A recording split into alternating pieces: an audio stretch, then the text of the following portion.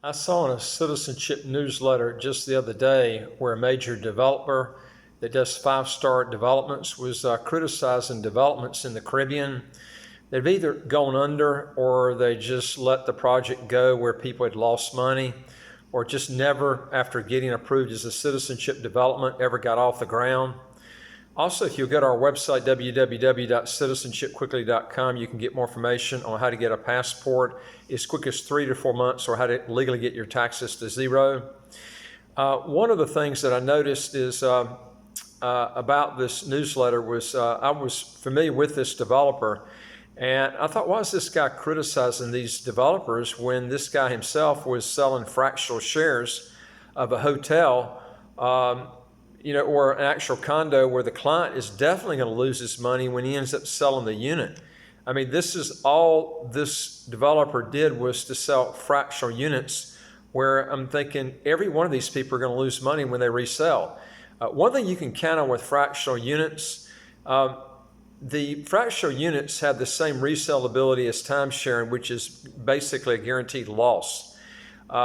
Time sharing, I don't know if you remember time sharing, I guess it's still being sold today, but you basically own a actual number of weeks in a year, whereas fractional shares, you actually own a fraction of the actual title.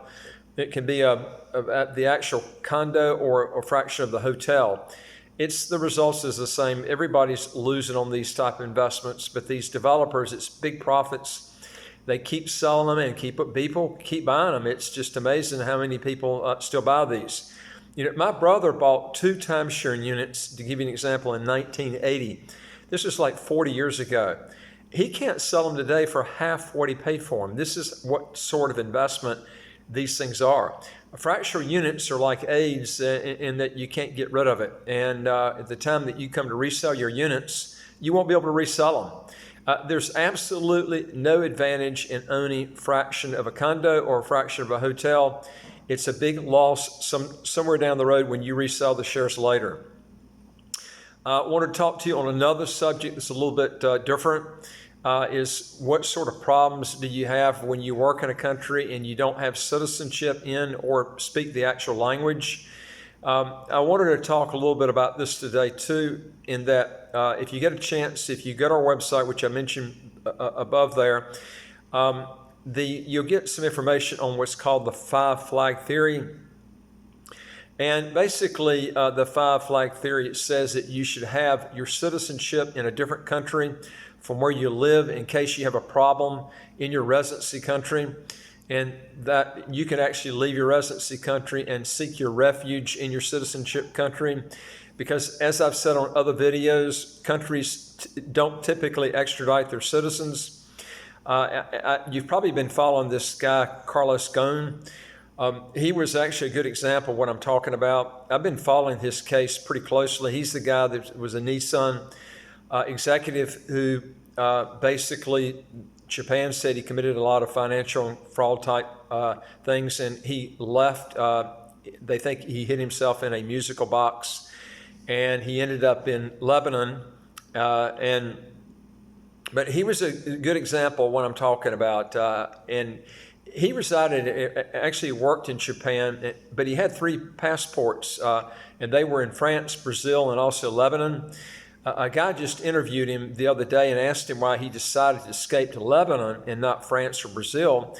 And he said he had planned on retiring in Lebanon because his new wife that he just married not too long ago was Lebanese also.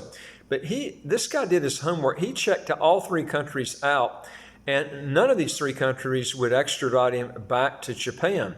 And this was real smart. This guy did a lot of homework that most people don't do. In fact, even the guys that got him out of the mess that he's in, now they're in the U.S. in jail. Evidently, they didn't do their homework like he did, and they might be extradited to Japan from the U.S.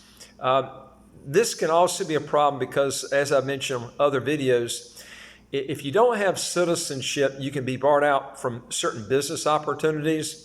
So you need to investigate your business ahead of time to see if your residency country and citizenship country should be separate countries. Ideally, they should be separate, but if your residency country doesn't allow you to do your business, because that business is only reserved for citizens, you might have to go to your citizenship country to get that type of business started and actually not do what the flag theory is talking about. It just depends on the type of business you're in. Also, language barrier issues, if you are in a foreign country, can literally cost you your life. You know, I almost died in Dominican Republic one time because the pharmacy didn't understand my illness, and they gave me the opposite medication of what I needed. It just about killed me. It's a kind of a long story, which I won't go into today, but this was a problem when you're in a country that you don't speak the language. This is why I tell people that when you go and you pick a passport citizenship program, if you really want to alleviate problems, go in a country that allows dual citizenship so you can have 2 or 3 passports and not break the law, that speaks your language. More than likely you speak English if you're listening to this video. So pick a country that speaks English or another language. If you know another language, pick a country that, you know, that's their primary language.